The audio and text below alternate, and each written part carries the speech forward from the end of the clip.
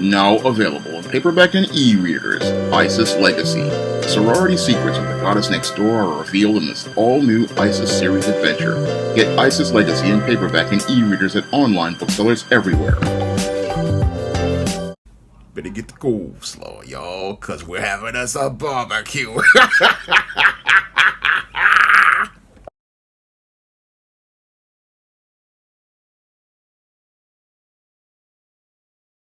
I was scrolling on X Sunday night as I was promoting my books, and I noticed that there was a topic trending of people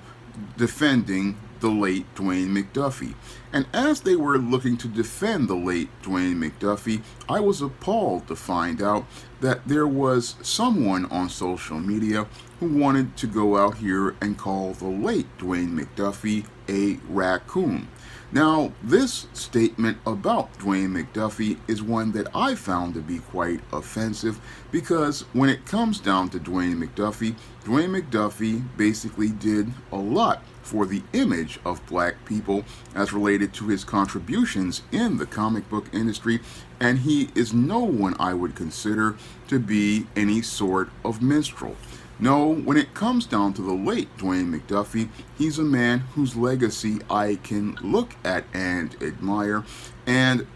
I can look at that legacy because he looked to show us a richer picture of black culture and a richer picture of black life that the person who posted this tweet really didn't appreciate. Now, this tweet that was going around was trying to say that the late Dwayne McDuffie was a raccoon for creating the character of Icon and wanted to deride the character of Icon for being a black conservative. Now, clearly this person who made this statement doesn't really understand the complexity of the character of Icon, nor do they understand the politics of the time that the Icon character was a part of history. Now, as someone who has read the Icon comic back from the 1990s, back when I was in college, I know that the character of Icon as a black conservative was designed to basically, one, show us a contrast to the overall diversity of thought as related to black Americans, and to show us where black people were as related to the context of history at the time that Augustus Freeman came to Earth. Now, when the Augustus Freeman character came to Earth, it was the time of slavery when his ship wound up getting damaged, and as he came to Earth, he took the form of a black person because that was the person closest in proximity to him, and he was raised by a slave adopted mother who taught him all about the culture of the country he was a part of at the time. And as he was raised in that culture, he grew up a slave and he experienced slavery. And as he was experiencing slavery in this country and learning about the culture of America, he basically wound up on the road to being a part of the politics of the country. And the politics of the country for the Negro at the time was many black people sided with the Republican Party because the Republican Party in the 19th century presented itself as being on the side of the Negro and saying that it was all about the abolition of slavery and presenting the Negro as an equal human being in American society. And if you were living in that time that Augustus Freeman was living, this would be the politics he would possibly have adopted, and that's what Dwayne McDuffie was trying to present as related to the Icon character that flew over the heads of many of the individuals on social media who wanted to deride Dwayne McDuffie. What Dwayne McDuffie was trying to show you was the politics at the time that black people who were educated, were adopting, and showing us that Augustus Freeman was coming from the perspective of the culture at the time that he came into the country. Now, as Augustus Freeman assimilated into America, he maintained his conservative beliefs because that was a part of the country. That was a part of the country for black Americans as we went from the 19th century into the 20th century, and many black people were part of the conservative or Republican Party, such as legendary civil rights activist Dr. Martin Luther King, and many black people were a part of that party because that party basically was the one that allowed black people to be politicians during the time after slavery, which was Reconstruction. That's where we got congressmen like Hiram Revels. That's where we got a first black governor, I believe, down south, and we got black people as mayors and in political positions. So many black people were a part of that Republican Party because it offered them that equal opportunity to be a part of the American dream. And that really showed, again, to me, how many on X really don't understand the history of this country and really didn't understand it as related to the character of Icon. But when I saw this back in the 1990s, I was really happy to see the Augustus Freeman character, because the Augustus Freeman character basically showed a diversity of thought among black people, and as it showed that diversity of thought, it showed us a richer, larger world of black people than we would get in traditional comics. Now, in traditional Marvel and DC comics, these characters like Luke Cage or Cyborg, really, they didn't have as much depth as Augustus Freeman or Icon. They usually were just background characters in a white world, but Augustus Freeman showed us that a black hero could represent more and have more depth and layers, and that was one of the things I really appreciated about Icon when that book came out, because we were not just getting one viewpoint as related to black life, we were getting multiple viewpoints, and Augustus's conservative viewpoint was contrasted by Raquel's liberal viewpoint. Now, Raquel basically came from the late 20th century and the hood, and she basically broke into Augustus Freeman's house because as she and her friends thought that he was living a higher life, but as she basically came into his world, it basically created a great contrast where you had this black girl who came from today who was going to learn about the black history from someone from the past, and this guy from the past was going to teach this young black girl about her culture. That was one of the things that made the Icon book one of the really stronger books in Milestone, and I wish I could have gotten a chance to write that character the way I write the Isis character right now, because one of the things I loved about Icon before the book got canceled was the contrast between Raquel and Augustus and the relationship that they had, and how they were basically learning from each other about the times that they were, and learning about the black culture of each different time. And I wish that the book had gone on so that it could go out here and explore those themes and those ideas as related to black people, because I think black people would have learned a lot from Augustus Freeman and his experiences in the past as related to trying to be a hero during the era of Jim Crow and trying to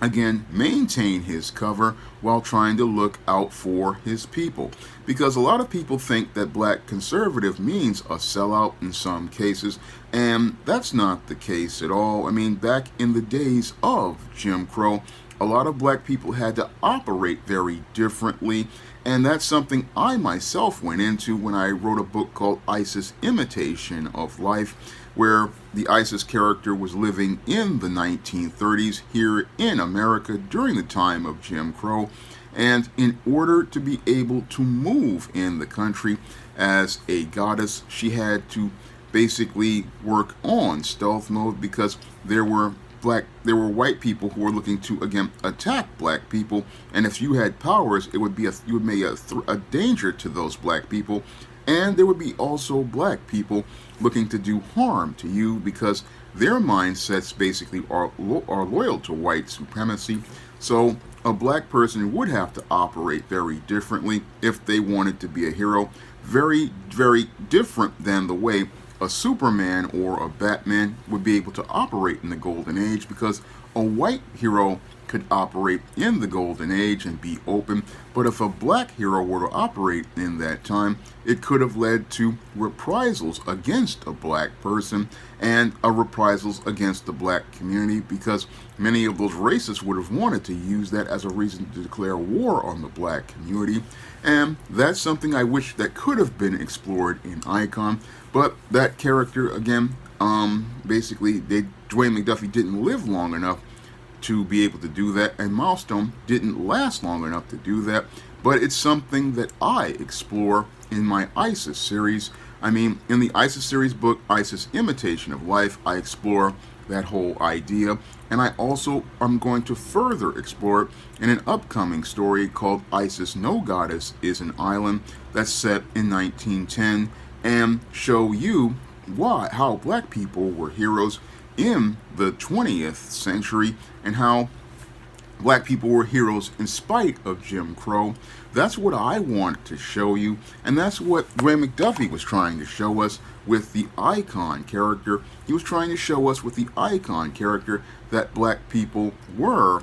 heroes, and this brother from another planet, even though he had dealt with racism and white supremacy, was out here still using his powers to be a hero. And again, basically what was happening was he basically just sat there in his mansion away from people because he was just living his life. But eventually what happened was Raquel reconnects him to the world and reconnects him to purpose. And that's what the Icon character is all about. That's what makes him a symbol. He's a symbol of us overcoming the oppression in this country and us continuing to fight the good fight. That's what the character is all about. And I wish I could have gotten the chance to write the Icon character, because I think I could do a better job than Reginald Hudlin basically did when he mangled the character, because the Icon character was meant to represent black people as we went throughout history. And again, we did not start out looking to support the Blue Party, which basically was the party of the Ku Klux Klan. They were the party of the Ku Klux Klan, and we weren't supporting that party, and we weren't supporting any of those parties during the Civil Rights Movement. It was only after the Civil Rights Movement that folks got spellbound, because Lyndon Baines Johnson basically passed the Civil Rights Act of 1964 and the Voting Rights Act of 1965 begrudgingly. And after he passed those acts begrudgingly, because Lyndon Baines Johnson was a hardcore racist and white supremacist, he did this because he wanted to continue to win the black vote, and he basically was able to continue gaining the black vote for the Blue Party until the election of Barack Obama basically shattered that whole voting bloc for the Blue Party. But a lot of people, again, they're caught up in modern day politics, and as they get caught up in modern day politics, they basically are out here looking to, again, malign the name of the late Dwayne McDuffie as related to the Icon character, and they don't really understand what the Icon character represented. And what the Icon character represented in Milestone was, again, I'll repeat it once more, diversity of thought among black people, diversity of ideas among black people, diversity of culture among black people, to show that we are not a monolith. That's what the Icon character represented. He represented a contrast to the traditional modern way of thinking that characters like Hardware and Static had as related to the politics that they were living under, and basically showed us the context of history as related to black politics. And again, there was a lot more going on with that character, and that's why I was a big fan of the Icon character, because if in the proper hands, as I always saw it, he could have been a very fascinating character and explored all sorts of concepts, because with him being long-lived, similar to the way the ISIS character is immortal, basically you could show how black people lived in that different era of Jim Crow in stories that would be nice contrasts that could be built up into the history of black history. and again show you that richer picture of black culture, because before the Milestone universe, what we got was black people coming from the streets, coming from the hood, or they came from Africa like Black Panther from a white lens, but with the icon character they showed us a black character from a black lens and showed us that there's different pictures of black life. And that had a major influence on me, because that's why I go out here and try to show you the richer picture of black life with stories like A Recipe for Success, which talked about two black-owned businesses going out here and making a business deal, or a book like The Temptation of John Haynes, which shows you a black man as a CEO, or a series like Spinsterella, which shows you a black person as a part of the black goth subculture and shows you that black people are goths and part of the goth scene, because black people have been a part of the goth scene since its inception, and showing you that there was black sorority life, like in my book, The Thetas. And again, I learned all that due to the influence of the late Dwayne McDuffie, a man who made great contributions to the image of black people and also made great contributions to the world of comics, because he not only wrote helped create the Milestone universe, he helped go out here and create the Timverse by writing many of the episodes of Justice League and Justice League Unlimited. He also wrote shows like Ben 10. I mean, Dwayne McDuffie was a brilliant man. He was not out here, again, looking to be one of these sellouts. No, he went out here and made great contributions to the image of black people, and he's someone that I, again, really admired and really wanted to build on his legacy with my own legacy, and again, wanted to go out here, and he created positive images of black people and showed us that with characters like Static, you could make a black character become a national icon, just like Icon. And a lot of people really need to understand, again, the Icon character was a symbol of who we were in the past and what direction we could go to in the future, and that's what made that character great. And I urge people to go out here and read the original Icon comics from the 1990s Milestone, because they show us a great picture of history and how we can be heroes in any time. Now, if you want to check out my first full comic, John Haynes at Death's Door, you can find that comic on lulu.com in paperback, and you can also find it in digital format on Kindle, and you can also find it in digital format on Google Play. And if you also want to check out many of the books in the SJS Direct universe, which feature positive images of black people, you can find those books like John Haynes' A Thorn in My Side, which is a part of the John Haynes series, Esteem, Season of the Witch Girl, which is also part of the SJS Direct universe, and books like Spinsterella, Goth Girl Summer, which is, again, a story about a black goth, which shows you a richer picture of black life, and older books like Esteem, Horror in the Hamptons. You can find these books along with the ISIS series on Amazon.com in paperback and Kindle format, and you can also find them at other online booksellers like Draft Digital, Google Play, Barnes & Noble, and big box retailers like Walmart and Target. And if you want to see me be able to make more videos talking about the world of comic books, fantasy, and science fiction, you can drop a donation to the Patreon, the PayPal, or the Cash App by clicking the links in the description box. That's all I have to say for this video. You can comment, rate, and subscribe. Now available on Lulu, John Haynes at Death's Door. The man who rules the world takes on the Greek god of death in this action-packed, all-new John Haynes comic book. Get your copy of the first John Haynes comic at lulu.com today.